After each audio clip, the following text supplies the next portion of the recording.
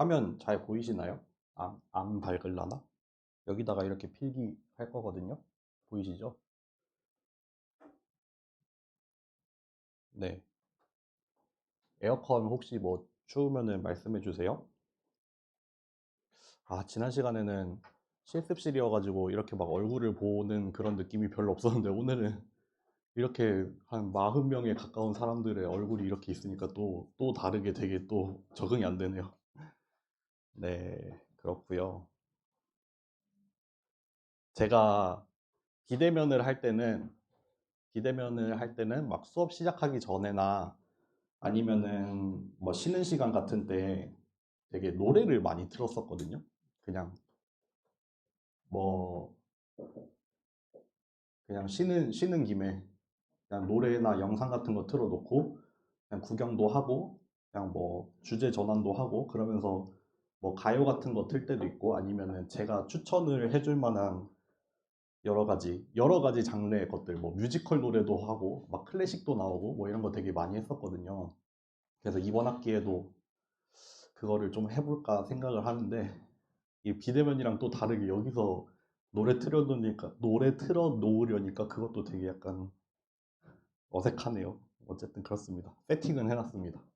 이 생각보다 강의실이 되게 좋은 게 여기 막 스피커가 되게 잘 돼 있어가지고 막 오늘은 아니지만 저번에 한번 이 강의실에서 할 때 노래를 틀어봤거든요. 되게 음질이 좋더라고요.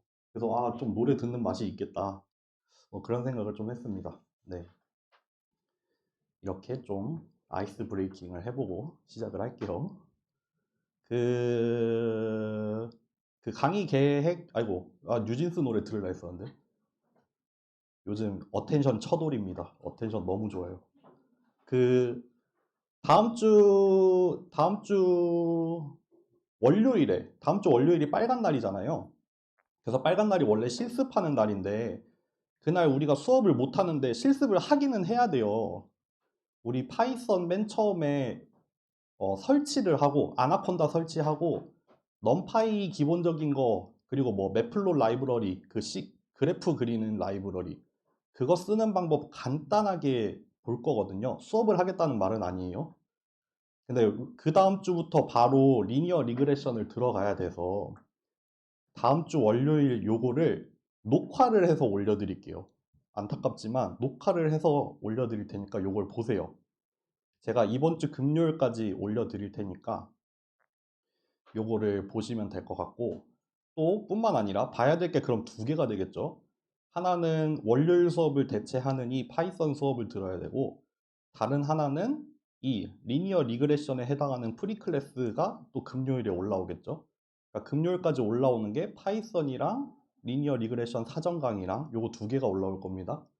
근데 요 위에 있는 이 파이썬 같은 경우에는 사전 강의가 아니라 그냥 본 강의를 대체하는 거여서 이거는 뭐 따로 보고서 같은 거 안 받을게요. 출석 체크도 그냥 안 할게요. 알아서 그냥 편하게 보세요. 근데 요거 이제 다음 주차에 하게 되는 이 리니어 리그레션의 사전 강의에 해당하는 요거는 보고서를 내야겠죠. 요거 9월 13일까지 내는 보고서 지난 시간에 얘기했었죠. 그러니까 요거는 화요일까지 제출하는 과제를 하나 생성을 할 테니까 그렇게 하시면 될 것 같습니다. 네. 이해되시죠? 넘어갈게요. 네. 시작을 해볼게요. 오늘은, 보통은 이거 지난 학기까지는 요것도 사전 강의로 했었는데, 이번에는 좀 그 학기 초반에 일정이 되게 많이 꼬여 있어서 요거를 빨리 사전 강의 아니고 본 강의에서 다루고 시작을 하려고 했습니다. 리뷰를 하는 거예요, 리뷰. 지난 시간에도 조금 말씀드렸지만 저희 수업을 들으려면은 기본적으로 선형대수, 선형대수는 굉장히 많이 쓸 거예요. 이제 앞으로 나오게 될 여러 가지 수식들은 다 벡터 아니면 행렬로 이루어져 있습니다. 그래서 리니어 알제브라는 알고 있어야 돼요. 근데 지난 시간에 리니어 알제브라 관련해서 조금 물어본 사람이 있었어요. 나 리니어 알제브라 뭐 공부하긴 했는데 뭐 아이겐밸류 고유치라고 하나요? 아이겐밸류를 아이겐밸류 아이겐벡터 이런 거 알아야 되냐, 뭐 싱귤러 밸류 디컴포지션 이런 거 알아야 되냐, 그것까지는 아닙니다. 그것까지는 아니고 아이겐밸류 아이겐벡터까지는 필요 없어요. 대신에 오늘 리뷰를 하게 되는 내용은 뭐 주로 어떤 거냐면은 내적, 이너 프로덕트, 그리고 뭐 벡터의 놈 구하죠. 벡터의 투놈 같은 거 구하잖아요. 그리고 행렬이랑 행렬끼리 곱하거나 아니면은 벡터랑 곱하거나 행렬이랑 벡터 곱할 수 있잖아요. 막 디멘션 달라지고 그런 거 있잖아요. 요거를 요거를 아셔야 됩니다. 아는 정도가 아니라 이거는 정말 자유자재로 쓸 수 있어야 돼요. 뭐 막 트랜스포즈 해가지고 곱하고 그거에서 뭐 곱한 벡터의 놈을 구하고 이런 거를 되게 능숙하게 할 수 있어야지 들을 수 있거든요. 그래서 오늘 커버하는 내용은 이번 학기에 기본적으로 알고 있어야 된다고 생각하는 리니어 알제브라, 뭐 내적, 놈, 뭐 매트릭스 멀티플리케이션 이런 거를 조금 다루고 시작을 할 겁니다.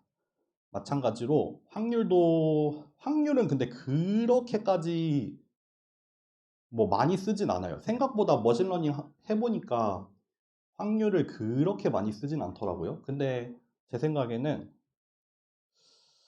조건부 확률이라던가 조건부 확률은 조금 씁니다. 그 어떤 챕터, 특정 챕터에서 조건부 확률이 좀 많이 나오는 챕터가 있고, 그리고 기본적으로 확률 분포가 뭔지는 알고 있어야 될 것 같아요. 확률 분포가 뭐고, 뭐 확률 변수라는 게 뭐고, 뭐 그래서 뭐 최소 뭐 기대값을 구한다거나 그런 거는 좀 할 줄 아셔야 됩니다. 그러니까 리니어 알제브라는 그냥 우리 강의 전반적으로 처음부터 끝까지 다 쓸 거고요. 프로버빌리티는 간간히 나오는 챕터가 있을 거다. 이렇게 생각을 하시면 됩니다. 그래서 오늘 리뷰를 할 건데 오늘 리뷰를 듣고 나는 리니어 알제브라랑 프로버빌리티 배운 적이 없다. 오늘 하는 내용이 완전 처음 들어본다. 그런 분들은 뭐 들으면 안 된다까지는 얘기를 못 하겠지만 되게 힘드실 것 같아요. 오늘 하는 내용이 적어도 내가 한 번은 들어봤고 내가 그래도 조금 어느 정도 익숙하게 다룰 수는 있다. 이런 느낌이어야 됩니다. 그러니까 혹시나 이걸 처음 들어보는 분들을 위해서 이런 리뷰를 하기는 하지만 그래서 처음 들어보는 분들도 뭐 수업을 못 들을 건 아니지만 다른 분들에 비해서 되게 많이 노력을 하셔야 될 겁니다. 그렇게 말씀을 드릴게요. 시작을 해보겠습니다. 리니어 알제브라부터 시작을 해볼게요. 뭐 벡터가 뭐고 이런 거는 뭐 굳이 얘기 안 해도 다 알 거라고 생각을 해요. 좀 어느 정도 많이 막 스킵을 하면서 얘기를 할게요. 근데 기본적으로 노테이션부터 얘기를 할게요. 노테이션이라고 하면은 이게 어떤 강의는 강의 자료 그 한 학기 강의 내내 노테이션이 왔다 갔다 하는 강의들도 있어요. 뭐 언제는 벡터를 이렇게 썼다가 언제는 막 이렇게 썼다가 언제는 이렇게 썼다가 뭐 이렇게 썼다가 막 왔다 갔다 하는 강의들도 있거든요. 좀 강의 자료에 노테이션이 일관적이지 않은 경우가 있는데 저희 강의는 딱 지킬 겁니다. 오늘 약속하고 오늘 약속한 대로 한 학기 내내 쓸 거예요. 어떻게 할 거냐면은 강의 자료랑 판서랑 조금 구분을 할 건데 이제 스칼라랑 벡터랑 매트릭스랑 얘네를 구분을 해야겠죠. 강의 자료에서 얘네는 소문자입니다. 그리고 볼드가 아니에요. 볼드체가 아닌 소문자. 강의 자료에서 벡터는 소문자인데 보통 볼드체로 쓸 거예요. 그리고 얘는 대문자를 쓸 겁니다. 볼드로 쓸 겁니다. 스칼라, 소문자인데 볼드체가 아니야. 걔는 스칼라예요. 소문자인데 볼드체야. 걔는 벡터예요. 대문자인데 볼드야. 얘는 매트릭스입니다. 따로 얘기 안 하는 이상 이거는 무조건이에요. 왜냐하면 이제 막 얘기를 하다 보면은 막 식의 스칼라, 벡터, 매트릭스가 막 섞여서 나와요. 근데 그거를 매번 일일이 얘는 벡터였어, 얘는 행렬이었어. 그럴 필요 없이 요 약속을 지키면은 요 약속을 지켜서 사용을 하면은 그냥 눈에 바로바로 들어오겠죠. 그래서 우리가 노테이션이라는 걸 쓰는 겁니다. 우리끼리 하는 약속이에요. 그래서 뭐 강의마다도 다르고 여러분들 뭐 나중에 뭐 보고서나 논문 같은 거 볼 일도 있겠지만 뭐 예를 들어서 대표적으로 벡터도 사람들마다 쓰는 스타일이 달라요. 저 같은 경우에는 이렇게 쓰지만 아까 말씀드린 것처럼 뭐 다른 수업에서는 이렇게 쓰는 수업도 있었을 거예요. 뭐 몰라요. 교수님들마다 막 달라요. 근데 저는 이렇게 볼드체를 쓰는 거를 선호합니다. 마찬가지로 판서에서는 소문자인데 볼드체 아닌 거.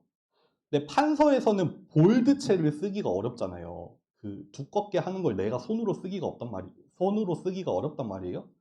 그래서 어떻게 쓸 거냐면은 이중으로 쓸 겁니다. 예를 들어 드릴게요. 얘도 대문자로 쓸 건데 보통 대문자로 쓰는데 뭐 이중도 웬만하면 써 드릴게요. 무슨 말이냐? 제가 X를 이렇게 쓰면은 스칼라예요. 근데 X를 이렇게 한 줄을 더 그어요. X에다가 이렇게 한 줄을 더 긋습니다.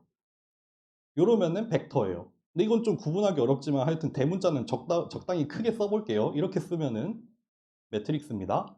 Y도 이렇게 쓰면 스칼라예요. 이렇게 쓰면 벡터입니다. Y 뭐 적당히 이렇게 써볼게요.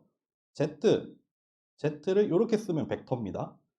뭐 이것도 이렇게 해볼게요. 뭐 A도 이렇게 하나 더 이런 식으로 한 획을 더 그어드릴게요. 이중으로 쓴다. 이중이라는 말이 맞는지 모르겠는데 하여튼 이중으로 쓰면은 벡터입니다. 이제부터. 여기 볼드체라는 말은 뭐냐면 이제 나옵니다. 요게 벡터예요. 요게 X는 X인데 볼드체로 썼습니다. 이거 강의자료 이거 강의자료 보시면은 수식이 엄청 깔끔하잖아요. 이거 제가 일일이 다 타이핑을 해서 넣은 거예요. 여러분들 이거 그냥 X를 이 볼드체로 만들려면 얼마나 많은 문법을 써야 되는지 몰라요. 이거 하여튼 제가 일일이 한 땀 한 땀 진짜 장인 정신으로 만드는 강의 자료거든요. X가 이렇게 써 있으면 볼드체예요. 볼드체. 나는 벡터다. 벡터고 이 벡터를 보통 이렇게 풀어서 쓰잖아요. 벡터가 요렇게 쓰면 아실 거라 믿어요. 실수로 되어 있는 n차원의 벡터다라는 말이죠. 그러니까 스칼라가 총 스몰 n개가 들어있겠죠. 그러니까 첫 번째 값, 두 번째 값 각각을 아래 첨자 1, 2, 3, 4를 붙여가지고 하는데 여기 요 벡터 안에 들어있는 값들은 스칼라잖아요. 하나하나는 스칼라잖아요. x1, x2, xn은 스칼라니까 여기는 볼드를 안 쓴 거예요. 얘네들은 스칼라니까 x라는 벡터에 들어있는 첫 번째 값이니까 x1, x라는 벡터에 들어가 있는 두 번째 스칼라니까 x2 이렇게 쓴 거예요. 요거를 구분을 하셔야 됩니다. 그리고 또 한 가지 약속을 할 건데 저는 벡터는 특별한 얘기가 없는 이상 컬럼 벡터를 쓸 거예요. 열 벡터라고 하죠. 열 벡터. 우리가 벡터를 마치 그 한 축의 행렬처럼 쓸 수 있는데 두 가지 방법이 있잖아요. 이렇게 가로로 쭈루루룩 쓰는 로우 벡터를 쓸 수도 있고 이렇게 세로로 쭈루루룩 쓰는 열 벡터로 쓸 수도 있는데 저는 특별한 일이 없는 이상 컬럼 벡터는 컬럼을 기본으로 쓸 거예요. 그래서 로우 벡터를 써야 된다. 로우 벡터를 쓰게 되면은 보통 로우 벡터는 이런 꼴이 되겠죠. x라는 n은 벡터인데 기본적으로 컬럼일 테니까 걔에다가 트랜스포즈를 취해 놓으면은 로우 벡터가 되겠죠. 그러니까 로우 벡터를 쓸 일이 있으면은 이제 이런 모양으로 등장을 할 겁니다. 그러니까 벡터는 컬럼이 기본이고 로우 벡터는 트랜스포즈를 하겠다. 네. 그리고 벡터에 뭐 랭스 내지는 매그니튜드라는 걸 정의를 하죠. 벡터가 있으면 기본적으로 이 벡터가 원래는 뭐 벡터는 그 뭐 다차원 공간에서 이렇게 뭐 크기와 방향을 갖는 화살표처럼 나타낼 수 있잖아요. 그래서 원래는 n차원으로 생겼는데 얘의 크기를 스칼라로 비교를 할 수 있죠. 벡터의 매그니튜드 내지는 벡터의 랭스라는 거는 스칼라로 정의가 되죠. 그래서 주어진 벡터가 있을 때 기호로 표현을 하기로는 이 짝대기를 두 개를 씁니다, 여러분들. 짝대기 하나 쓰면은 이거는 절대값이고 벡터에 대해서 절대값은 우리가 정의한 적이 없어요. 이번에 이거 못 박을 거예요. 이거 중간고사나 기말고사 때 벡터의 랭스를 써야 되는데 두 줄이 아니라 한 줄을 쓰면은 틀리게 할 겁니다. 이번 학기는. 지난 학기까지는 그냥 봐줬거든요. 이번 학기는 이제 더 이상 좌시하지 않겠어요. 네, 이렇게 쓸 겁니다. 이렇게. 달라요. 여러분들 기호가 중요해요. 기호가 진짜 중요해요. 벡터의 매그니튜드는 이렇게 두 줄을 써주세요. 두 줄. 이렇게 두 줄을 쓰면은 이거는 이제 벡터가 아니라 스칼라가 튀어나올 거예요. 스칼라. 이 벡터의 크기에 해당하는 값이 하나 튀어나올 건데 계산은 어떻게 해요? 그 벡터 안에 들어가 있는 각각의 엔트리들을 제곱을 한 다음에 요거는 제곱이에요. 위첨자가 아니라 제곱입니다. 그 다음에 루트를 이렇게 취해주면 되죠.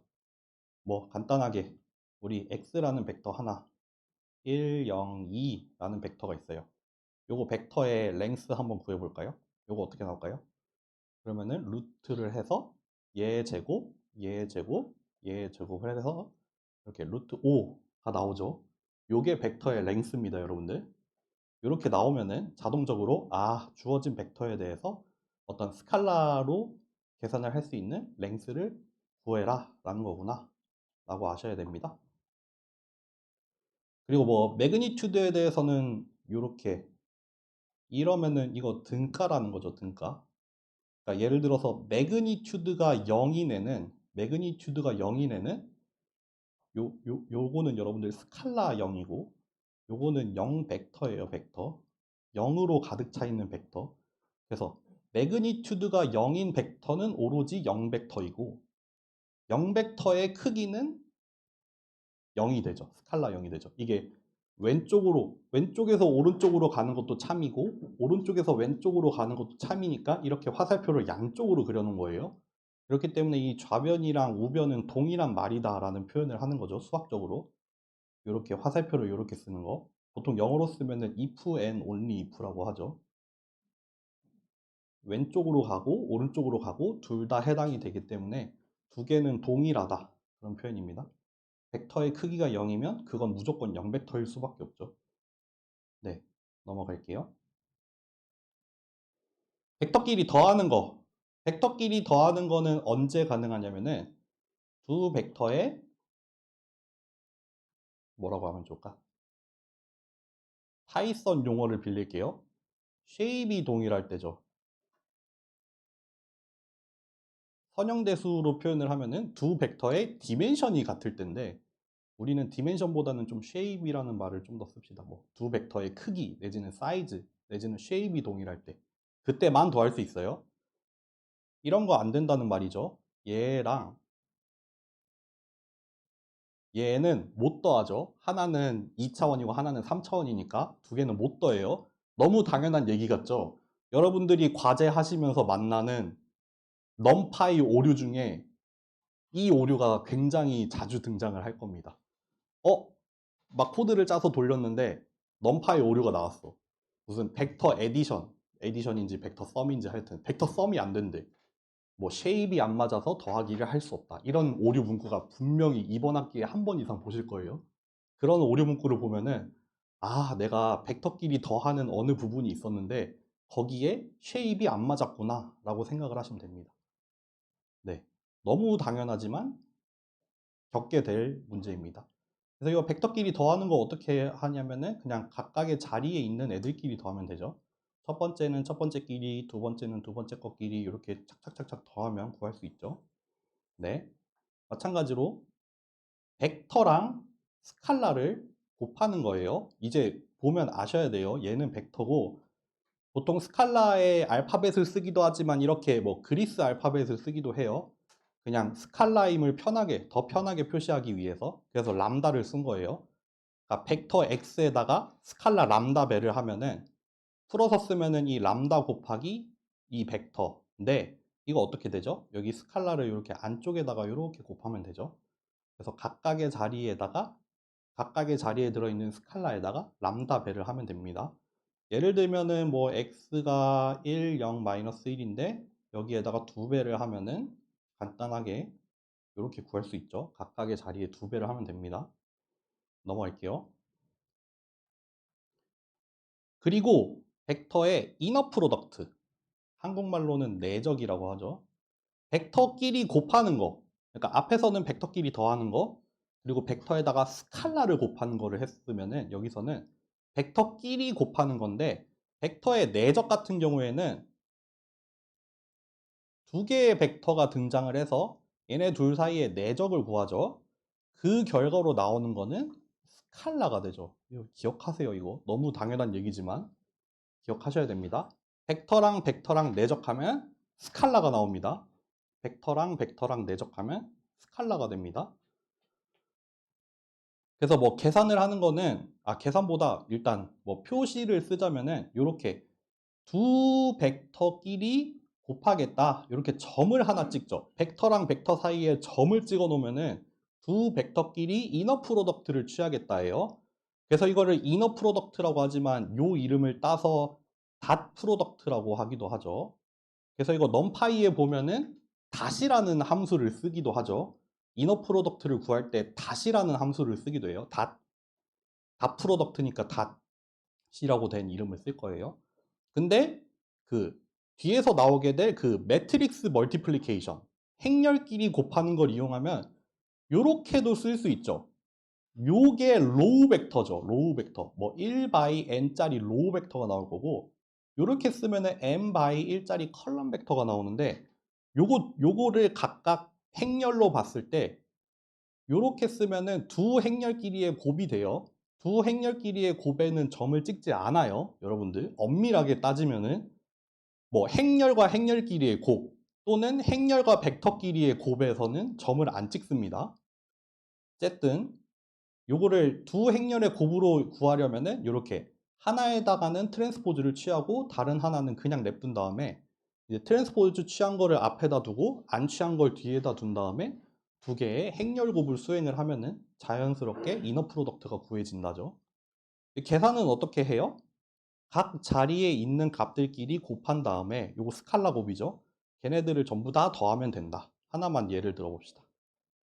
뭐 1, 0, 마이너스 1이랑 y는 뭐 1, 2, 3이랑 그래서 두 벡터의 내적을 이렇게 구하던가 아니면은 이렇게 써도 상관이 없는데 구하면은 1 곱하기 1 얘랑 얘 더하기 0 곱하기 2 두 번째 자리에 있는 애들 그리고 세 번째 자리에 있는 애들 해서 구하면 마이너스 2가 나오겠네요. 이렇게 x와 y라는 두 벡터의 이너 프로덕트는 마이너스 2가 됩니다. 네. 그리고 여러분들이 많이 좀 어려워하는 게 벡터라는 게 항상 2차원이나 3차원만 있는 게 아니에요. 우리가 보통 벡터를 배울 때는 우리가 이렇게 좌표 평면에다가 그리려고 주로 뭐 2차원이나 3차원 벡터를 많이 다루긴 했는데 이 벡터의 차원을 늘리는 데는 아무런 문제가 없어요. 벡터끼리 더하는 거, 벡터에다가 스칼라 곱하는 거, 벡터끼리 이너 프로덕트 구하는 거 이거 벡터가 2차원이든 3차원이든 100차원이든 아무 상관없어요. 항상 동일하게 정의가 됩니다, 여러분들. 예를 들면은 제가 강의 모니터링을 정말 많이 하는데 예를 들면은 이런 말을 진짜 많이 하더라고요. 이렇게 뭐 1, 마이너스 1 이렇게 5차원이라고 합시다. 이렇게 5차원 벡터 두 개야. 이너 프로덕트 똑같이 구하면 돼요. 1, 1, 0, 2, 마이너스 1, 3, 1, 1, 마이너스 1, 2. 요거 각각의 자리끼리 곱해서 더하고, 곱해서 더하고, 곱해서 더하고, 곱해서 더하고, 곱해서 더하고 이렇게 구하면 돼요. 똑같아요. 이게 이번 학기 내내 등장을 하게 될 벡터는 2차원이나 3차원인 경우가 별로 없을 거예요. 보통 이제 되게 높은 차원이 많이 나올 거거든요. 그러면은 막 한 학기 막 중간고사 볼 때쯤 돼가지고 그런 질문이 가끔 들어와요. 이거 벡터끼리 이너 프로덕트 구해야 되는데 이거 3차원 넘어가는데 이거 어떻게 구하냐는 식으로 갑자기 당황해하는 질문을 하더라고요. 아무 상관없습니다. 벡터는 2차원이든 3차원이든 n차원이든 그게 100차원이든 1000차원이든 상관없이 뭐 오늘 다루는 더하기, 곱하기, 이너 프로덕트 그리고 뒤에서 나오게 될 벡터의 놈 같은 거 구하는데 아무 상관이 없습니다. 다 똑같이 구할 수 있어요. 네, 그렇고요. 넘어갈게요. 요거 정도? 요거 이너 프로덕트는 자리 바꾸기가 된다. 자리 바꾸기 가능. 자리 바꾸기가 안 되는 굉장히 중요한 예가 뒤에서 하나 나오죠. 어쨌든 이너 프로덕트는 자리 바꾸기가 가능하다. 네. 이게 원래 오늘 하는 게 원래 수업 2개짜리인데 오늘 이거 하나로 합쳐오는 바람에 좀 빨리 하고 있어요. 요 내용은 제끼고 내가 그냥 빠르게 얘기를 하자면 벡터의 놈이라는 거는 원래 제대로 정의를 하려면은 뭐 이런 거를 만족을 하는 거를 놈이라고 한다 하는데 그거는 중요하지 않고 우리는 딱 요것만 봅시다. 주어진 벡터가 있을 때 우리가 벡터의 아까 매그니튜드 또는 벡터의 랭스 구하듯이 벡터의 놈이라는 것도 구하죠. 놈이라고 합니다. 이거 한국말로 뭐라고 하는지 모르겠다. 저는 그냥 놈이라고 할게요. 이거는 좀 비슷한 개념이 뭐냐면은 벡터의 크기랑 좀 비슷해요. 값이 비슷하다는 게 아니라 개념이 좀 비슷하다는 겁니다. 벡터라는 게 여러 차원을 가지고 있다 보니까 그 벡터의 크기를 측정할 수 있는 여러 가지 방법들이 있는데 그거를 놈이라고 한다고 보시면 돼요. 그래서 제일 많이 쓰는 게 투놈인데 투놈 같은 경우에는 사실 이거 뭐랑 같냐면 아까 나왔던 랭스랑 같아요. 이거 사실 그 좌표 공간에서 정의가 되는 그 유클리디안 디스턴스랑 동일하죠. 이거는. 그쵸? 그 피타고라스 정리에 의하면 이렇게 나오잖아요. 요거 C제곱은 A제곱 더하기 B제곱으로 이렇게 나오잖아요. 그거 구하는 거죠, 사실은. 어쨌든 투놈은 뭐 요렇게 어렵게 정의를 해놨지만 사실 이거 풀었으면은 아까 했던 것처럼 x1의 제곱, x2의 제곱 해서 xn의 제곱까지 이렇게 착착착 더해서 루트를 씌우는 거. 그거를 투놈이라고 합니다. 그래서 여기 아까 맨 앞에 보면은 요렇게 써놓은 이유가 있어요. 요거는 뭐냐면 벡터의 랭스라는 거예요. 그냥 두 줄만 그어놓은 거. 요거는 뭐예요? 벡터의 놈 중에서 투놈. 2를 붙인 이유는 투놈이라는 거예요. 투놈. 얘네 두 개는 같아요. 동일하게 정의가 돼요. 그래서 이렇게 써놓은 겁니다. 네. 벡터의 랭스나 벡터의 투놈이나 동일하다.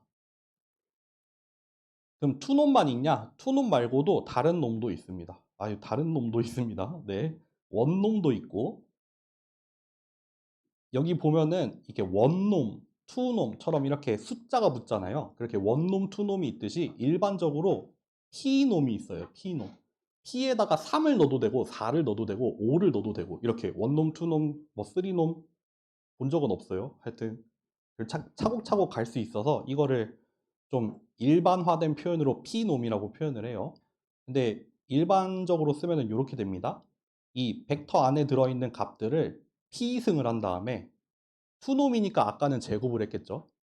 원놈이니까 여기는 그냥 1승만 하는 거죠. 뭐 3놈이면 3승을 할 거고 그런 식으로 P놈이면은 각각의 값들을 P승을 한 다음에 다 더해서 그 다 더한 값을 이제 P분의 1승 루트 P를 취하는 거죠. 그렇게 해서 구하는 게 P놈이에요.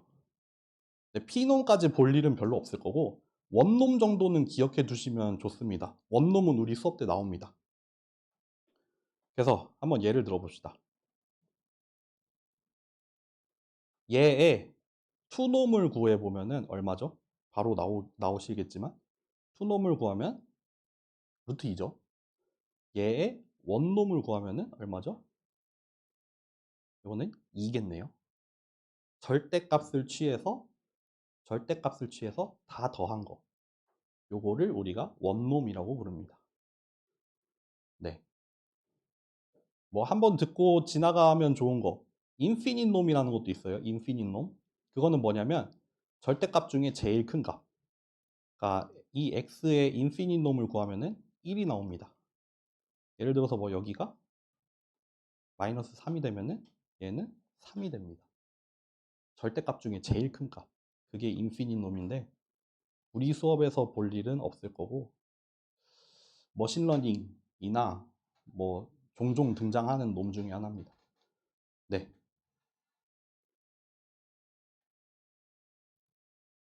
여기까지 하고 한 텀 쉬어갈까요? 여기까지만 할게요. 그래서 아까 이너 프로덕트라는 걸 정의를 했잖아요. 이너 프로덕트. 이너 프로덕트 이렇게 쓰기도 하고 이렇게 쓰기도 하고 근데 자기 자신에 대해서 이너 프로덕트를 취하면은 그거는 사실 투놈의 제곱이 나오죠. 제곱. 요거나 나랑 이너 프로덕트 하나 동일한 결과가 나오고 이거 풀어서 쓰면 뭐예요? 전부 제곱해서 더한 거 나오겠죠. 뭐 시그마를 쓰자면 n이라고 쓰면 안 되겠구나. 이렇게 나오겠죠. 그렇죠. 나에 대해서 이너 프로덕트를 취한 거나 투놈의 제곱이나 다 동일한 값이 나온다. 네. 여기까지 하고 한 텀 쉽시다. 뭐 질문 있으면 질문하시고, 네. 한 3분, 5분만 쉬었다 할게요.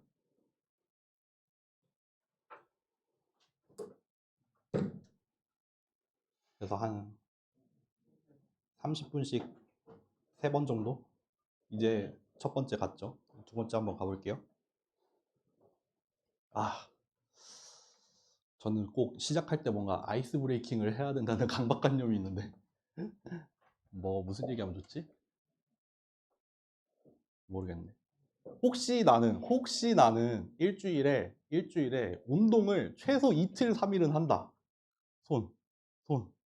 오, 바람직합니다. 운동을 꼭 하세요, 여러분들. 혹시 난 크로스핏 한다. 크로스핏? 저 크로스핏 합니다. 반가워요. 얼마나 하셨어요? 한 달이요? 크린이구나. 저는 이제 1년 차입니다. 1년 차. 네. 근데 어제 너무 힘들어가지고 지금 종아리에 쥐가 날 것 같아요. 너무 힘들어요. 여기 강의실에 의자가 없네요. 의자가 없더라고요. 다른 강의실도 다 의자가 없이 서서 하더라고요. 네. 어쨌든 그렇습니다. 여러분들 운동은 꼭 하세요. 지금은 여러분들 보통 뭐 대체로 한 20대 초반 중반이시겠지만 슬슬 20대 후반으로 넘어가고 이러면은 옛날 같지 않을 거거든요. 살기 위해서 해야 돼요. 살기 위해서. 근데 운동이 되게 저는 대학원생들한테도 운동하는 거는 정말 너무너무 추천을 해요. 운동은 시간 날 때 하는 게 아니라 시간을 내서 해라. 무조건 시간 내서 해라. 운동을 해야지 되게 멘탈 같은 것도 관리가 잘 되고, 그리고 실제로 그래요. 실제로 그냥 정신적으로만 그런 게 아니라 막 운동을 하다 보면은 뭔가 호르몬적으로도 그런 게 일어난다고 해요. 뭐 여러 가지 뭐 우울증이니 이런 거 해서 뭐 병원 가보신 분들은 아시겠지만 저도 가봤어요. 그러면은 꼭 의사 선생님이 하는 말이 뭐냐면은 운동을 하셔야 됩니다. 운동을 꼭 하세요. 운동 챙기세요. 그래야지 좀 하루의 사이클 같은 것도 좀 잡히는 것도 있고, 뭔가 호르몬적으로도 되게 좋은 게 있고 해서 힘들 때도 되게 도움이 많이 되고, 그리고 뭔가 내가 언젠가 되게 위기가 찾아왔을 때 결국 이겨내는 거는 나의 몸과 마음이거든요.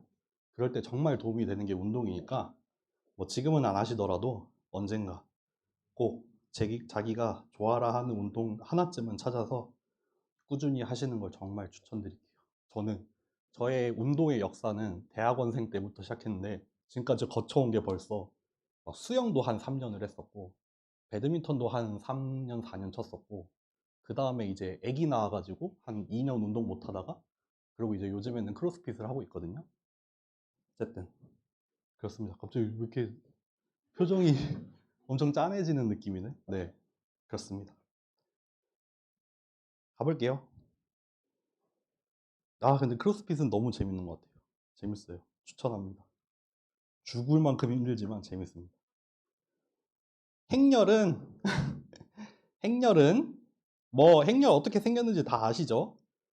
그 벡터가 이렇게 한 방향으로 쭈루루룩 쌓인 어떤 애, 이렇게 열 방향으로 쭈루루룩 쌓였다면은 행렬은 요게 이제 두 방향으로 쌓여 있죠. 행과 열이라는, 이렇게 얘를 여기를 행이라고 부르죠. 그래서 여기 첫 번째 행, 두 번째 행, n 번째 행이라고 부르고, 여기를 첫 번째 열, 두 번째 열 해서 n 번째 열이라고 하죠. 그래서 요거를 요렇게 써놓으면은 나는 실수, 리얼 넘버의 집합을 이렇게 R로 쓰잖아요. 실수로 이루어진 M행 N열의 행렬이다 라는 뜻이에요. 그럼 이게 뭐냐면은 실수로 이루어진 M행 N열의 행렬, 모든 행렬의 집합을 말하는 거예요. 그럼 그거의 원소다 라고 말을 하는 이유는 그 말인 즉슨 A라는 애는 M행 N열의 행렬이다. 라고 말을 하는 거예요. 줄줄 풀었으면 그렇게 되는데 수학적으로는 이렇게 딱 써놓으면은 아, A는 실수로 된 행렬이고 n by n이구나 이렇게 보시면 됩니다. 아까 약속했던 것처럼 볼드체의 대문자로 썼죠. 볼드체 대문자. 그래서 얘는 행렬입니다. 그리고 여기에 이제 뭐 i번째 a라는 행렬에 i행 j열의 값을 이렇게 아래 첨자 ij를 써서 이렇게 표현을 자주 하죠. 그래서 이게 1행 1열, 1행 2열, 1행 n열의 값이 되는 거죠. 그러니까 얘는 스칼라니까 또 소문자 암볼드체 a를 썼겠죠. 네. 그리고 이렇게 주어진 행렬이 있을 때 얘네들을 이 행렬의 열 벡터라고 하죠. 이렇게 행렬이라는 게 어떻게 보면은 열 벡터가 여러 개 모여 있는 것처럼 보이기도 하잖아요. 그래서 뭐 A라는 행렬이 이렇게 뭐 1, 2, 3, 4, 5, 6이라고 있으면은 얘에 들어가 있는 열 벡터를 이렇게 여러 개로 쪼개서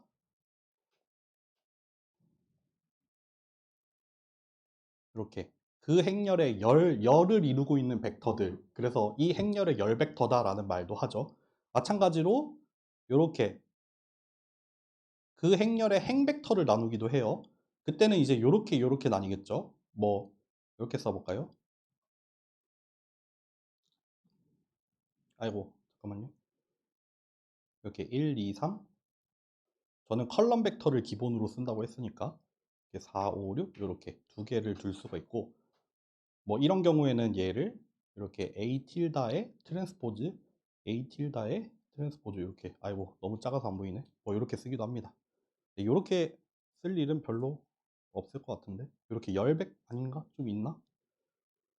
열 벡터로 쪼개거나 행 벡터로 쪼개거나 하는 일이 종종 등장할 거예요. 네. 그리고 아이덴티티는 우리 수업에서 나오나? 뭐 그렇게 나오지는 않을 것 같은데, 뭐 아이덴티티 매트릭스라고 하면은 이거는 곱셈을 아직 얘기 안 하긴 했지만 어쨌든 그 행렬의 곱셈에 대한 항등원이라고 부르죠. 항등원이 뭐예요? 어떤 애에다가 항등원을 곱하면은 곱하기에 대한 항등원이니까 어떤 행렬에다가 나를 곱하면 그 똑같은 애가 다시 튀어나온다. 그게 아이덴티티 매트릭스죠. 정의는 그렇게 되지만 사실 생긴 건 뭐다? 이렇게 생겼죠. 보통 스퀘어 매트릭스고 다이아고날 그 대각선에 들어가 있는 값이 1이고 대각선 빼고는 다 0이 들어가 있는 그런 거를 우리가 아이덴티티 매트릭스라고 하죠. 그래서 뭐 3바이 3짜리면은 111, 뭐 4바이 4짜리면은 1111 이렇게 들어가는 거. 왜 갑자기 삐 소리가 날까?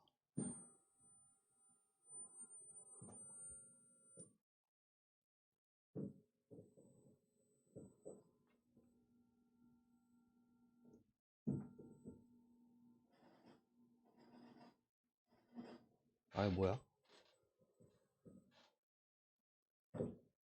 그냥 해볼게요 일단.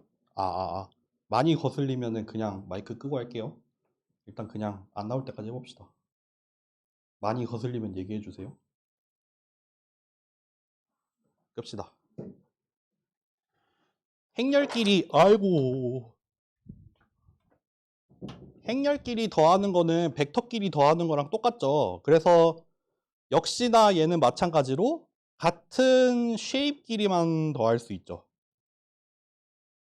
그 행이랑 열의 개수가 같은 경우에만 더하기를 할 수가 있고, 그때 역시 더하기는 간단하게 쓰면 이거죠. A랑 B라는 행렬을 더했을 때 그 행렬의 ij번째 엔트리는 A라는 행렬의 ij번째랑 B라는 행렬의 ij번째를 더하면 된다. 일반적으로 쓰면 딱 이 한 줄이면 끝나죠. 원래 이렇게 풀어서 써야 되는 걸 이렇게 쓰면 됩니다. 그렇죠? 뭐 더하기는 쉬우니까. 그리고 트랜스포즈 이미 뭐 앞에서 다루긴 했지만 트랜스포즈가 뭐예요? 행이랑 열이랑 바꾸는 거를 트랜스포즈라고 하죠. 이렇게 뭐 1, 2, 3, 4, 5, 6이라는 행렬이 있으면은 얘에다가 트랜스포즈를 취하면은 이렇게 1, 2, 3, 4, 5, 6 이렇게 행이랑 열이 이렇게 바뀌는 거. 트랜스포즈. 이 한국말로 뭐라 하지? 전치인가요? 전치 맞아요? 네. 이렇게 행이랑 열을 이렇게 뒤집는 겁니다. 네. 그러니까 뭐 간단하게 쓰면 이거죠. i행 j열을 j행 i열로 바꾸면 되죠. 네, 넘어갈게요. 중요한 거는 이제 좀 행렬에서 여러분들이 좀 중요하게 알아야 되는 거는 매트릭스 멀티플리케이션입니다. 매트릭스 멀티플리케이션. 근데 뭐 곱하는 방법은 아시죠? 나 행렬끼리 곱할 줄 모른다. 그죠? 아시죠? 아니까 굳이 설명하지 않을게요. 뭐 구하라고 하면 구할 수 있잖아요. 뭐 1, 0, 0, 마이너스 1, 뭐 이런 거 해볼까? 이거 뭐 곱하면은, 굳이 예를 들어야 되나? 뭐 여기 해서 여기 값 구하면 되고, 여기 해가지고 여기 구하면 되고, 이런 식으로 구하잖아요. 그런데 우리가 좀 몇 가지 좀 짚고 넘어가자라고 하는 거는, 일단 언제 곱해지는가? 이 A랑 B라는 행렬을 이렇게 A를 앞에 곱하고 B를 뒤에 곱하려면 언제 얘네들의 곱이 가능해요? 사이즈가 동일할 때가 아니죠. 덧셈이랑 다르죠. 언제예요? A가 M행 K열이고 B가 K행 N열이에요. 여기서 포인트가 뭐죠? 요거죠. 요거. 앞에 곱해지는 행렬의 열의 개수랑 뒤에 곱해지는 행렬의 행의 개수랑 그 두 개가 동일해야지 곱이 가능해지죠. 그쵸? 그리고 그 결과로 나오는 A 곱하기 B는 M행 N열이 나오잖아요. 그쵸? 요거 기억해 두세요. 쉐입이 어떨 때 이게 곱해지는지. 네. 그래서 사실 진짜 더 그거 하게 써보면은, 예를 들어서 A라는 행렬에 들어있는 컬럼 벡터를 이렇게 A1, A2 그래서 AK까지 있겠죠. 이게 M by K라고 하면은, 그리고 B에 들어있는 로우 벡터를 이렇게 써볼게요. K게 있죠. 요거는 K by N이니까요. 이렇게 앞에 곱해지는 거를 열 바이 열로 보고 뒤에 곱해지는 거를 행 바이 행으로 쪼갰을 때, 그러면은 A, B라는 그 두 행렬의 곱의 ij번째 값은 사실 뭐예요? A의 i번째 컬럼 벡터랑 B의 j번째 로우 벡터 두 개 사이의 내적이 되죠. 이제 요거는 조금 처음 들어보는 분도 있을 거고, 뭐 들어본 분들도 있을 거예요. 이렇게 되잖아요. 여기서 이제 두 개를 곱해서 구할 때 여기에 들어가는 i행 j번째 값은 얘의 i번째 컬럼 벡터. 잠깐만, 반대로 쓴 것 같다. 반대로 썼죠. 반대로 썼네. 잠시만요. 띠로리. 다시. 앞에가 컬럼이다. 앞에가 로우다. 죄송합니다. 잠깐만. 잘못 썼어. 죄송해요. 어쩐지 디멘션이 이상하더라. 이렇게 들어가야 되죠. M개죠, M개. 뭐야, 아까 들어봤다는 사람들 왜 나한테 미리 안 알려줬어? 나 틀리고 있는데. 약간 배신감 느끼네. 이렇게 되죠. 요렇게 됐을 때 요게 맞아요. 요렇게 두 개를 곱해서 요게 이제 M by K고 K by N이 되죠. 그러니까 요 하나의 벡터는 K 차원의 벡터죠. 요거 하나도 K 차원의 벡터죠. 그러니까 예를 들어서 여기 1행 1열의 값을 구하려면은 이 첫 번째 로우 벡터랑 첫 번째 컬럼 벡터를 구해야 되고, 예를 들어서 2행 1열의 값을 구하려면은 여기 두 번째 로우 벡터랑 첫 번째 컬럼 벡터 요거 두 개를 내적을 하면 되죠. 요거를 다시 쓰자면 AI랑 BJ를 내적을 하면 됩니다. 그러니까 A 행렬의 I번째 로우 벡터랑 B 행렬의 J번째 컬럼 벡터랑 그거 두 개를 내적을 해야 됩니다. 그러니까 여기 요렇게 썸메이션으로 쓴 것도 사실 풀었으면은 이거예요. 이 IK라는 게 i번째 로우를 말하는 거잖아요. K가 쭉쭉쭉쭉 달라지는 거니까. 마찬가지로 여기 뒤에 BKJ라고 돼 있는 거는 J가 고정이 돼 있고 K를 바꾸는 거니까 이건 열 벡터라는 말이에요. 그리고 그거를 각각을 다 곱해서 더하는 거니까 사실 내적이죠. 네. 요거. 요 정도는 알아두면 좋고, 그래서 요거를 조금 더 확장을 해 볼게요. 한 가지 중요한 거. 자리 바꾸기가 안 됩니다. 행렬끼리의 곱은 자리 바꾸면 안 됩니다. 그러겠죠. 애초에 사이즈부터 안 맞아지죠. 안 곱해지는 경우가 생길 수도 있죠. 그리고 곱해질 수 있다 쳐도 다른 값이 나와요. A, B랑, 그러니까 A 곱하기 B 한 거랑 B 곱하기 A 한 거랑 완전 다른 값이 나옵니다. 그러니까 막 함부로 바꾸면 안 돼요. 이게 참 여러 가지 사람들을 골치 아프게 하는 거죠. 이게 바꿀 수 있으면 참 쉬운 일이 많아질 텐데. 그리고 요거가 좀 중요합니다. 이번에는 뭐냐면 이제 행렬이랑 A라는 행렬이랑 X라는 벡터를 곱해서 Y라는 새로운 벡터를 만들 거예요. 요게 사실 선형대수 한 학기 배우면은 결국 요거 배우는 거잖아요. 그래서 이 X라는 벡터를 A라는 행렬을 이용을 해서 트랜스포메이션을 해서 Y라는 새로운 벡터를 만드는 거. 되게 끄덕끄덕 하시는 분, 네, 아시는 것 같아요. 그래서 뭐 행렬이 결국에는 뭐 리니어 트랜스포메이션이다 이런 얘기 하잖아요. 그래서 마지막에 뭐 싱귤러 밸류 디컴포지션 같은 거 배우면은 뭐 막 이너 프로덕트 취한 다음에 스케일링하고 뭐 우리 이번 학기 배울 거예요. SVD. 어쨌든 그 여기 선형대수는 사실 이거에 대한 거잖아요. 그건 그렇다 치고 이 A라는 행렬에다가 X라는 벡터를 곱해서 Y라는 벡터, 새로운 벡터를 만들 건데 요거를 풀어낼 수 있는 방법이 두 가지가 있어요. 두 가지. 두 가지 방법으로 우리가 얘를 써볼 거예요. 얘가 1번 방법이고 얘가 2번 방법이에요. 첫 번째는 뭐냐면은 어, A라는 행렬을 컬럼 바이 컬럼으로 쪼개요. 열 벡터. 첫 번째, 두 번째, n번째 열 벡터로 쪼개 놓은 다음에 그리고 x라는 벡터를 하나하나의 스칼라로 나눠놔요.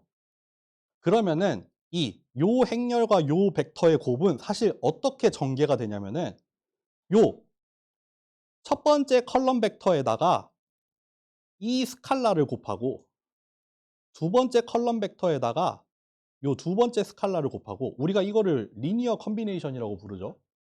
이런 식으로 여기 A에 들어있는 컬럼 벡터에다가 요 각각의 스칼라를 곱해서 리니어 컨비네이션을 하는 효과가 있어요. 예를 한번 들어볼게요. A라는 애를 우리가 뭐 계속 하고 있는 1, 2, 3, 4, 5, 6이랑 우리가 X라는 벡터를 뭐 1, 0, 마이너스 1이라고 해볼게요. 그러면은 A 곱하기 X를 구할 수 있는데 첫 번째 방법으로 쓰면 어떻게 되냐면은 첫 번째 컬럼 벡터에다가 첫 번째 값, 두 번째 컬럼 벡터에다가 두 번째 값, 세 번째 컬럼 벡터에다가 세 번째 값. 이렇게 풀어 쓸 수 있습니다. 이거 선형대수 배우면 이거 사실상 이거 컬럼 스페이스를 스팬하는 거나 다름없죠. 어렵게 말하자면. 요렇게 볼 수 있는 게 첫 번째 방법이에요. 두 번째 방법. 이번에는 A라는 행렬을 로우 바이 로우로 쪼갤 거예요. 이거는 아까 앞에서 봤던 거랑 똑같아요. 앞에 곱해지는 행렬을 로우 바이 로우로 보고 뒤에는 그러면 컬럼 벡터 하나 들어있는 거잖아요. 그러니까 그때는 뭐다? 새로운 벡터가 하나 등장을 하는데 여기 첫 번째 스칼라는 뭐냐면 첫 번째 로우 벡터랑 이 컬럼 벡터랑 두 개 내적한 거. 두 번째 값은 뭐다? 두 번째 로우 벡터랑 얘랑 내적한 거. 이런 식으로 들어가요. 그러니까 2번 방법으로 보면은 이렇게 로우랑 x랑 내적, 두 번째 로우랑 x랑 내적, 세 번째, 네 번째 이렇게 차례대로 요렇게 내적을 해가면서 구한다. 여기서 한번 해볼게요. 이렇게 하면은 똑같은 값이 나와요. 어떻게 구하든 똑같은 값이 나오는데 이거는 뭐예요? 1, 2, 3이랑 1, 0, 마이너스 1이랑 두 개 내적한 거. 그게 첫 번째 자리에 들어가고 마찬가지로 4, 5, 6이랑 1, 0, 마이너스 1이랑 두 개 내적한 거가 두 번째 자리에 들어가고 그러니까 이렇게 써놓은 거는 스칼라예요. 스칼라.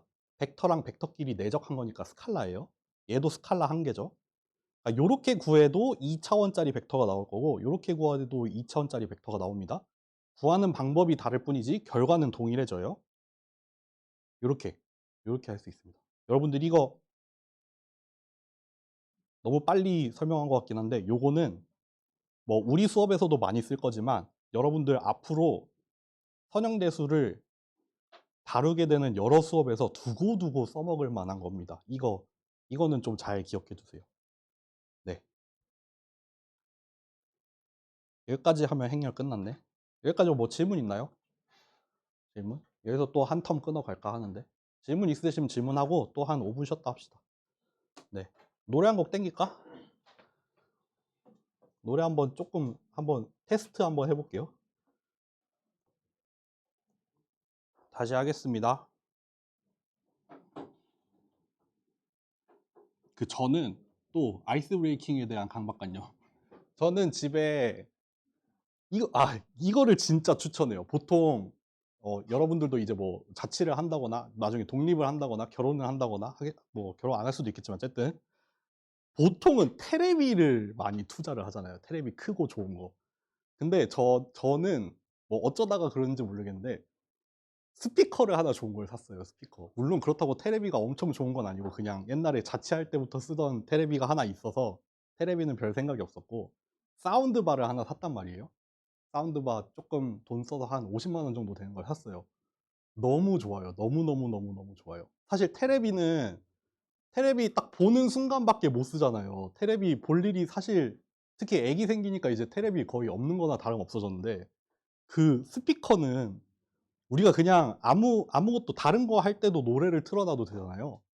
삶의 질이 너무너무 좋아지는 것 같아요. 그냥 뭐 요즘에는 그 안방에는 이제 그 테레비 밑에 사운드바가 있고 최근에는 저 이제 보시면 아시겠지만 앱등이에요. 그 홈팟 미니를 하나 샀어요. 홈팟 미니. 요만한 스피커 있잖아요. 애플에서 나오는 거. 그거를 이제 거실에다가 하나 들여놓으니까 이제 애기 딱 재우고 이제 아내랑 저랑 밤에 그걸로 딱 노래 같은 거 틀어놓고 그냥 자기 할 일 하니까 완전 그냥 스타벅스야. 너무 좋아요. 막 재즈 같은 거 틀어놓고 너무 좋은 것 같아요.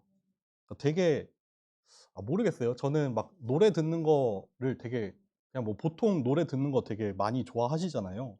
근데 거기다가 돈을 좀 쓰니까 되게 생각보다 좋더라고요. 네. 추천합니다. 테레비에 드릴 돈을 조금만 떼가지고 스피커에다가 조금 투자하면은 제법 활용도가 좋다. 뭐 이런 얘기입니다. 네.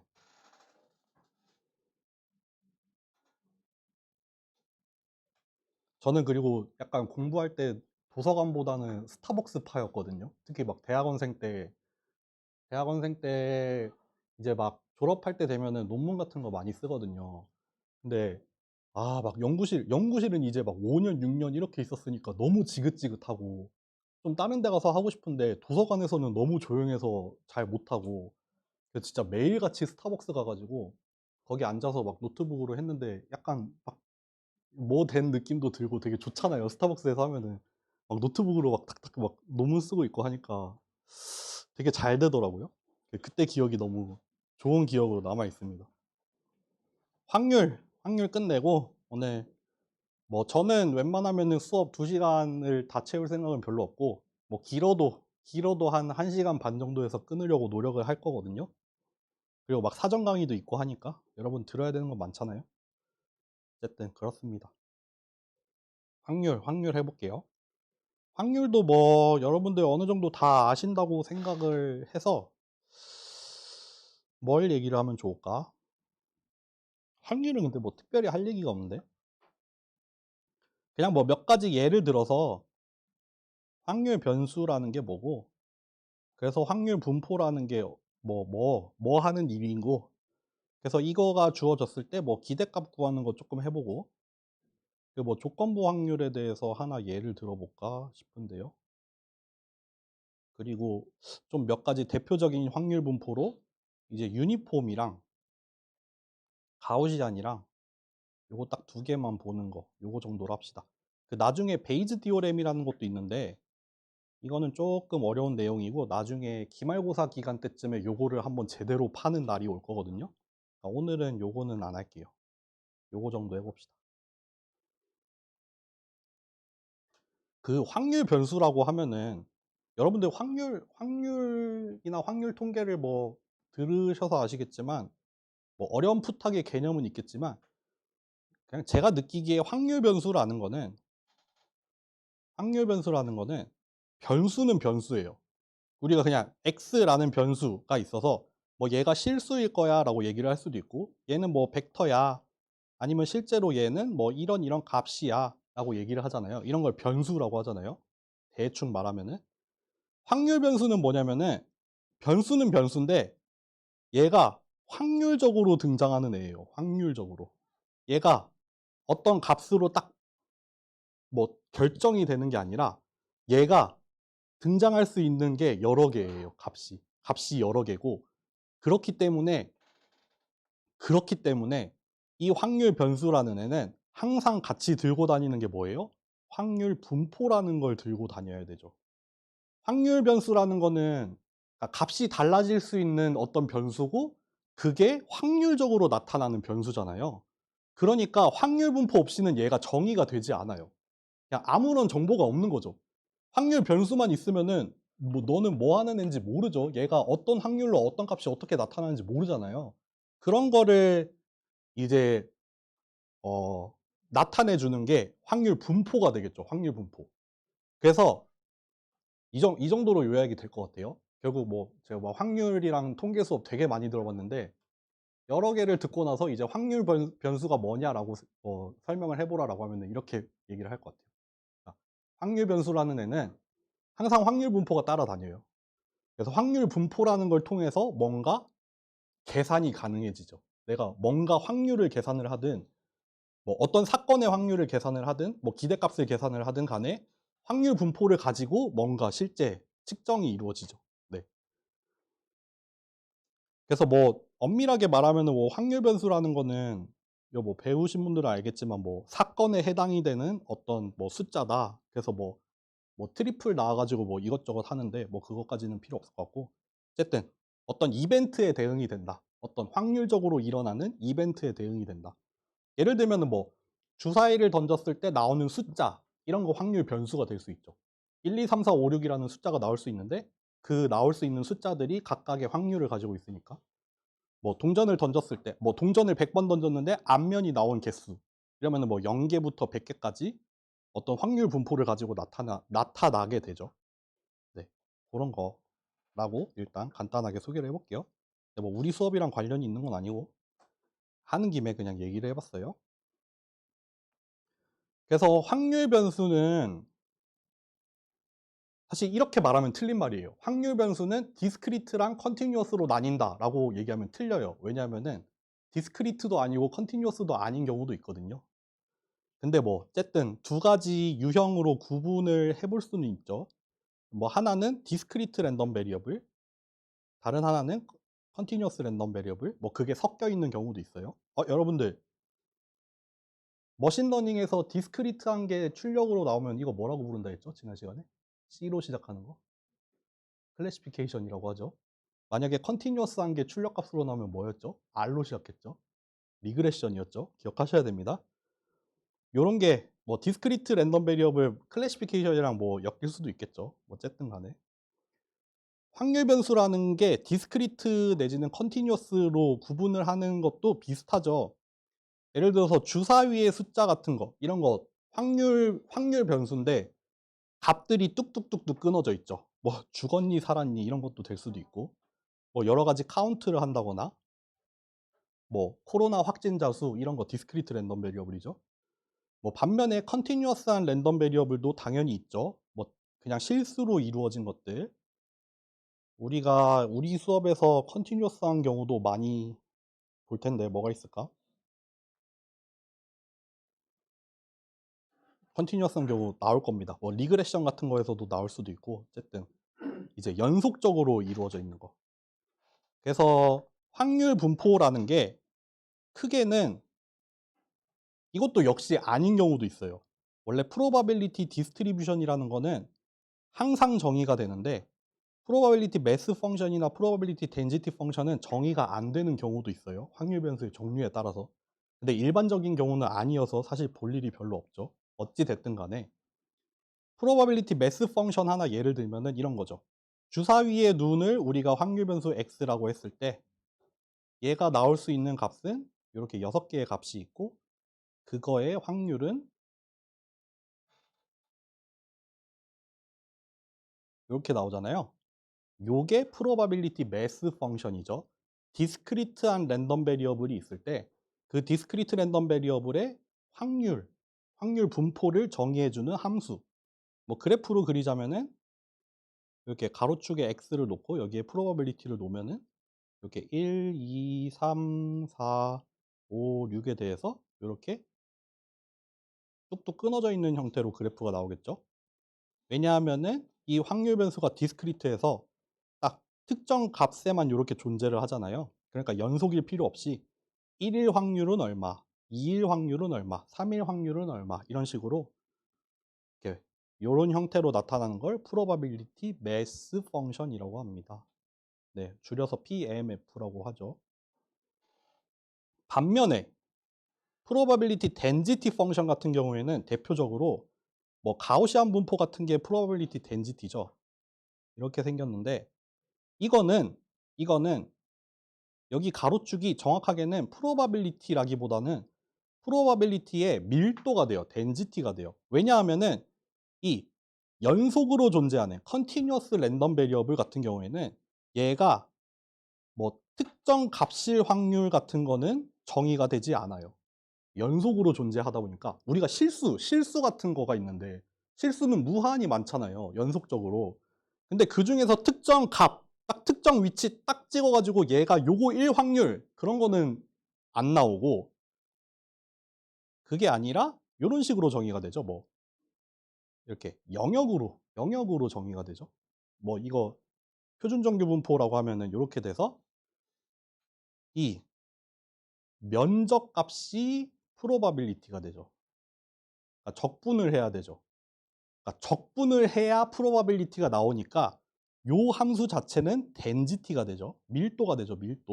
밀도니까 면적을 구해야 프로바빌리티가 되죠. 그러니까 프로바빌리티 덴지티 펑션이 됩니다. 요거는 그냥 함수 값 자체가 프로바빌리티죠. 그래서 프로바빌리티 매스 펑션인 거고 요거는 덴지티라서 밀도라서 보통 확률을 구하려면은 구간으로 줘야 돼서 그렇기 때문에 확률이란 것도 밀도의 형태로 존재를 해서 probability density라고 하죠. 근데 뭐 둘 다 그냥 묶어서 probability distribution이라고 부르면 됩니다. 네. 이게 좀 더 이렇게 얘기하면은 조금 엄밀하지 못하지만 어쨌든 확률 분포가 있을 때 따라오는 probability distribution이라는 게 있고 그게 뭐 종류에 따라 매스가 될 수도 있고 density가 될 수도 있다. 그 정도로만 해놓읍시다.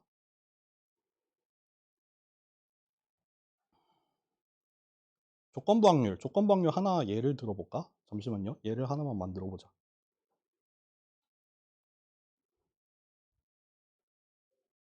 한번 이렇게 해볼게요. 어, A라는 사건이랑 B라는 사건을 둘 건데, 우리 A를 코로나 양성이라고 합시다. 그리고 B를, 이거 정치적으로 생각하지 말아주세요. 백신 접종 여부라고 합시다. 그러면은 이제 A라는 사건이 이제 true일 수도 있고, false일 수도 있죠. 마찬가지로 백신을 맞았을 수도 있고, 안 맞았을 수도 있죠. 이렇게 총 경우의 수를 4개로 쪼개 봅시다. 그러면은 잠깐 코로나 양성인 사람이 뭐 한 10,000명 둘 다 10,000명이라고 합시다. 그러니까 뭐 백신을 맞은 사람 중에 음성인 사람이 10,000명 뭐 백신을 안 맞았는데 안 걸린 사람이 한 10,000명 근데 백신을 맞은 사람 중에서 걸린 사람은 1명 여기는 뭐 한 100명 이렇게 해볼까요? 이럴 수 있겠죠. 이럴 때 조건부 확률을 구해 볼게요. 그냥 하나 예를 들게요. 조건부 확률 처음 들어보는 사람은 없잖아요. 그러면은 코로나의 양성일 확률을 구할 수 있죠. 코로나의 양성일 확률. 이거는 뭐예요? 백신을 접종을 했든 안 했든 간에 그냥 다 묶어서 구하는 거예요. 그러니까 대충 한 21,101명 중에 한 101명 정도. 요게 코로나의 양성일 확률이죠. 전체 경우의 수 중에 요거잖아요. 그죠? 전체 인원 중에 그러니까 한 200분의 대충 한 200분의 1 정도의 확률로 걸리는 것 같아요, 지금. 그쵸? 근데 이렇게 구해 봅시다. 코로나에 걸렸는데 백신을 맞은 경우랑 코로나에 걸렸는데 백신을 안 맞은 경우를 한번 나눠서 해 볼게요. 그러면은 여기 요거에 의하면은 뭐예요? 일단 분모에 들어가는 건 뭐죠? 백신을 맞은 전체 경우죠. 아 이거 왜 이렇게 지저분해지냐? 제가 이거 좀 지금 즉흥적으로 하는 예여 가지고 조금 그렇네요. 어쨌든 전체 경우 백신을 맞은 모든 사람분의 백신을 맞았지만 코로나에 걸린 사람이 되겠죠. 이거는 뭐예요? 만분의 A도 T고 B도 T면 한 명이죠. 1이죠. 만분의 1이 되겠죠. 보세요. 그냥 A라는 사건 뭐예요? 코로나의 양성일 확률은 아무런 조건이 주어지지 않았을 때는 200분의 1 정도였어요. 근데 조건을 하나 줬어요. 만약에 백신을 맞았는데도 양성에 걸린 확률은 얼마나 되냐? 그러면은 요거는 조금 달라지죠. 요거랑 약간 양상이 달라지는 거죠. 요렇게 달라집니다. 이게 조건부 확률이라는 거는 이거 나중에 베이즈 시오렘 가면은 이거 정말 얘기 많이 할 거예요. 조건부 확률이라는 거는 조건부 확률은 뭐냐면은 이 확률의 주인공 자체는 얘예요, 얘. A가 일어날 확률이에요. A가 일어날 확률을 묻는 건데 다만 전제 조건으로 붙은 게 뭐냐면은 B예요, B. 그러니까 A 바 B로 써놨잖아요. 이 확률을 어떤 확률, 이 물어보는 확률의 주체가 되는 사건은 A예요. A가 일어날 확률이에요. 다만 B를 전제했을 때 A가 일어날 확률이 되는 겁니다. 여기 하나 예를 들어봤죠.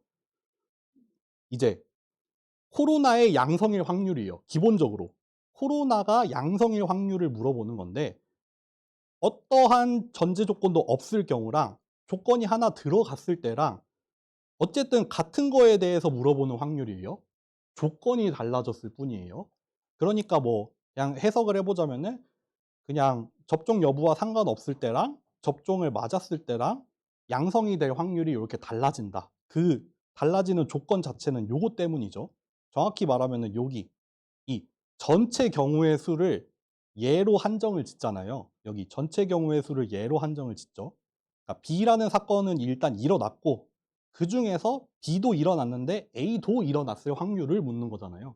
그러니까 전체 경우의 수는 일단 B는 일어났고 그 중에 A도 일어났을 확률. 요런 꼴로 정의가 되는 거죠. 당연한 얘기 같지만 조금 그래도 약간 그걸 뉘앙스 같은 걸 좀 담아서 이해를 해보세요. 요게 뒤에 가서 한번 다시 등장할 겁니다. 네. 독립사건은 독립사건도 처음인 분은 없을 것 같고 독립이라는 것도 잘 이해를 해보면은 A 사건과 B 사건이라는 게 동시에 일어날 확률이 각각이 따로따로 일어날 확률의 곱으로 표현이 됐잖아요. 이럴 때 독립이라는 거예요. 이거를 풀어서 말하면 뭐예요? A가 일어날 확률이랑 B가 일어날 확률이랑 서로가 서로에게 아무 영향도 없다라는 말이 되죠. 두 개가 동시에 일어날 확률이 각각 일어날 확률이랑 같다. 그러니까 서로가 서로한테 미치는 영향이 없으니까 그러니까 얘는 독립이라는 말이 되겠죠. 네. 그런 뜻을 잘 생각해야 돼요. 이게 절대로 두 사건이 동시에 일어나는 일이 없다라는 뜻이 아닙니다. 독립이라는 거는. 여기서 사실 독립, A랑 B라는 사건이 지금 같은 경우에는 독립이 아니죠. 요거는 독립이 아니었어요. 왜냐하면 B라는 사건이 A에 영향을 주고 있죠. 근데 예를 들어서 A랑 B가 독립이 된다면은 예를 들면 여기보다 여기를 해볼게요. 여기가 만약에 100명이었다면 여기가 100명이었다면 이러면 A 사건이랑 B 사건은 독립이 되죠. 왜 그렇게 되냐면은 다시 한번 구해볼게요. 지금 다시 요 확률을 구해보면은 2200분의 200이 되죠. 구하면은 뭐 101분의 1 정도 나오잖아요. 그쵸? 그쵸? 전체 경우의 수 중에 요거니까 이렇게 나오죠. 근데 B가 일어났을 때 B가 일단 일어났을 때 그 중에 요거일 확률도 이렇게 되죠. 이거 구해보면 뭐예요? 101분의 1이죠. 이거 그냥 이게 아니라 그냥 계산이 되는구나. 이게 뭐예요? 이거 조건부 확률을 이렇게 표현을 할 수도 있어. 아니. 독립이라는 거를 이렇게 볼 수도 있어요. 지금 보세요. A라는 사건이 일어났는데 A라는 사건의 확률을 물어보는데 B가 일어나든 안 일어나든 그 확률이 동일해요. 이게 무슨 말이에요? B가 일어나는지 안 일어나는지랑 상관없이 A에는 영향을 안 줬다라는 말이잖아요. 이러면 독립이죠. 그러니까 독립이라는 거를 이렇게 뭐 두 사건이 동시에 일어날 확률이 각각의 곱이다라고 유도를 할 수도 있지만 잘 전개를 해보면 이렇게 표현도 돼요. 어떤 사건의 조건부 확률이 그냥 조건을 안 줬을 때랑 동일할 때도 이때도 독립이에요. 동일한 맥락으로 표현이 가능하죠. 실제로 유도도 되고요. 뭐 이런 관계를 이용을 해서 뭐 베이즈 티오렘 적용하면 이렇게 유도할 수 있어요. 어쨌든 간에 그러니까 독립이라는 의미가 이런 거고 그거를 보일 수 있는 방법 내지는 독립일 때 만족이 되는 어떤 성질 이렇게 여러 개가 동시에 일어날 확률이 각각의 곱으로 쪼개질 수 있다라는 거. 네. 요거 굉장히 괜찮은 예였네. 네. 이게 만약에 뭐 여기가 예를 들어서 여기가 이렇게 1000명이 된다면 여기가 10명이 되면은 요거는 독립이죠. 이럴 때 독립이 되죠. 아까 그냥 숫자가 달라서 숫자가 같아 가지고 좀 그랬는데 어쨌든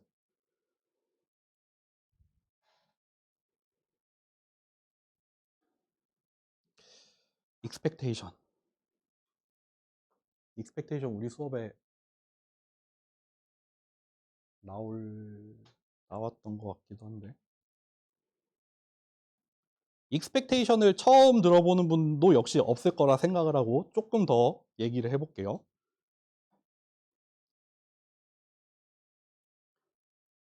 그 어떤 확률 변수 x에 대해서 그거의 기대값을 취한다는 거는 어떻게도 해석이 되냐면요. 그 결과로 뭐가 나오잖아요. 여기에 더 이상 x는 존재하지 않는다는 뜻이에요. x에 대해서 절대값을 취하잖아요. x에 대해서 기대값을 취하잖아요. 그러면 실제로 일어나는 일이 뭐예요? 뭐냐면은 요 절대값의 주인공이 되는 얘에 대해서 그게 일어날 확률을 곱해가지고 가능한 모든 경우에 대해서 계산을 한 다음에 다 더하는 거예요. 그쵸? 뭐 아시잖아요. 뭐 그 주사위가 1, 2, 3, 4, 5, 6이라고 있을 때 요거 확률은 다 6분의 1로 똑같잖아요.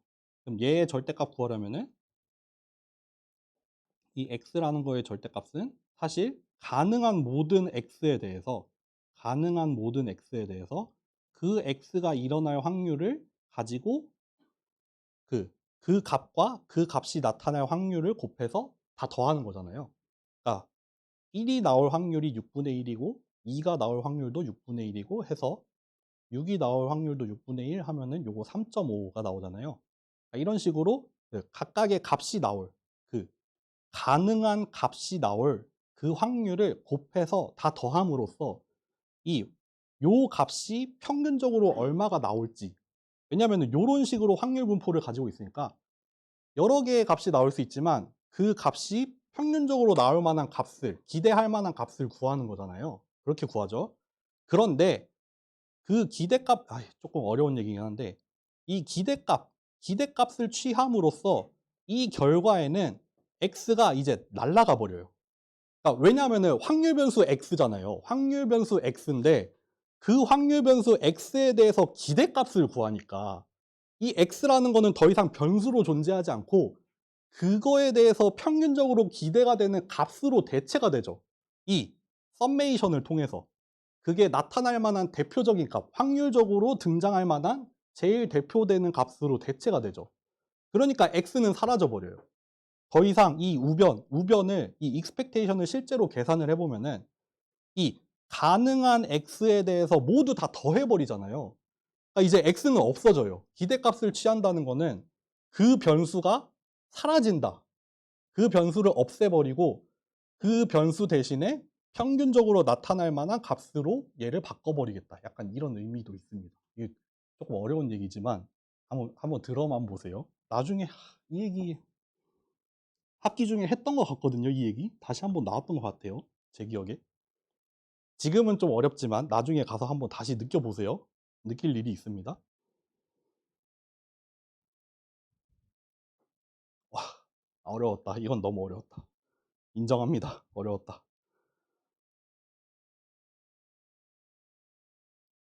그래서 뭐 예를 들면은 이것도 약간 어려운 얘기인데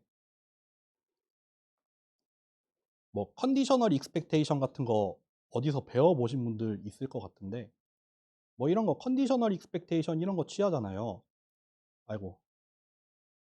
이것도 사실 보면은 뭐냐면은 이 기대값을 구하려고 하는 그 대상이 되는 애는 얘예요. 그러니까 그 결과는 y에 대한 함수로 나와 버려요. 그러니까 원래 x 기분 y라는 거는 x랑 y 두 개에 대한 함수였는데 얘를 기대값을 취해 버림으로써 x는 이제 더 이상 사라지는 거고 y만 변수로 남아서 y에 대한 함수로만 남게 됩니다. 요거 컨디셔널 익스펙테이션 혹시 배웠던 분들은 요거 기억이 나실랑 말랑 할 거예요. 이거 사실 이렇게 구하잖아요. 뭐 디스크리트 랜덤 베리어블이라고 하면은 요렇게 구하니까 그러니까 요 기대값을 취하려는 이 대상에 대해서 익스펙테이션을 취하는데 그 익스펙테이션을 취하는 확률 분포를 그 조건부 확률로 구하겠다라는 뜻이고 그러다 보니까 이 가능한 모든 x를 여기에다가 넣어가면서 쭉쭉쭉쭉 계산을 하니까 이건 사실 y에 대한 함수로만 결정이 돼 버려요. 요런 얘기한 거예요, 지금. 어렵죠? 안 지울게요. 혹시 모르니까. 수업에 나오는 얘기 아닙니다, 이거는. 그냥 겸사겸사 한 얘기고요. 베리언스는 사실 뭐 별 구할 일 없어서 베리언스는 넘어가고 예제는 그냥 훑어보시고 30분 됐으니까 요것만 빨리 하고 끝낼게요. 음, 마지막으로 그냥 두 가지 우리 수업에서 조금 나타나게 될 두 가지 대표적인 디스트리뷰션인데 첫 번째는 디스크리트한 경우에 대해서 유니폼 디스트리뷰션이라는 게 있어요. 그리고 두 번째, 이건 너무 유명하죠. 컨티뉴어스한 경우에 대해서 가우시안 분포라는 게 있죠. 이거는 뭐 중심극한 정리 이런 거 하면은 등장하는 애여서 너무너무너무 유명한 애죠. 어쨌든 간에 유니폼 확률 분포는 뭐다? 너무너무너무 쉽습니다. 예를 들어서 뭐 가능한 값이 이렇게 세 개가 있을 때 유니폼 디스트리뷰션은 뭐겠어요? 그 각각이 일어날 확률이 다 동일할 때. 이때는 뭐겠어요? 3분의 1이겠죠, 확률이. 그렇죠. 이러니까 유니폼이죠. 그러니까 디스크리트한 랜덤 베리어블이 어떤 범위가 있어요. 뭐 1부터 10까지 나와. 정수로 나와. 1, 2, 3, 4, 5, 6, 7, 8, 90이야. 근데 얘가 유니폼이야. 유니폼이라고 말하는 순간 다 결정이 됐죠. 각각이 일어날 확률은 10분의 1이겠죠. 그러니까 뭐 여기 표현한 게 그냥 그거예요. 그냥 디스크리트한 랜덤 베리어블이 있는데 걔의 전체 개수가 n개면은 유니폼 확률 분포. 유니폼이니까 U를 따왔어요. 얘는 뭐예요? 그냥 n분의 1로 모든 영역에서 동일한 확률 분포. 걔를 유니폼이라고 하고요. 가우시안 분포는 뭐 요렇게 생긴 애 있잖아요. 그래서 여기 평균을 중심으로 하죠. 평균을 중심으로 해서 여기 벌어지는 정도가 이제 시그마에 비례하게 되잖아요. 그래서 그 분산이 커지게 되면은 이제 뭐 이런 식으로 나타나겠죠. 만약에 분산이 증가하는 경우에 이렇게 펑퍼짐하게 나올 거고, 분산이 감소하면은 이렇게 뾰족하게 솟아오르겠죠. 뮤. 평균은 동일하다는 가정하에 시그마의 효과는 이제 이렇게 나타나게 될 겁니다. 그래서 가우시안 분포, 요거는 probability density 펑션인데, 얘를 정의하기 위해서는 파라미터가 두 개만 있으면 돼요. 평균이랑 분산.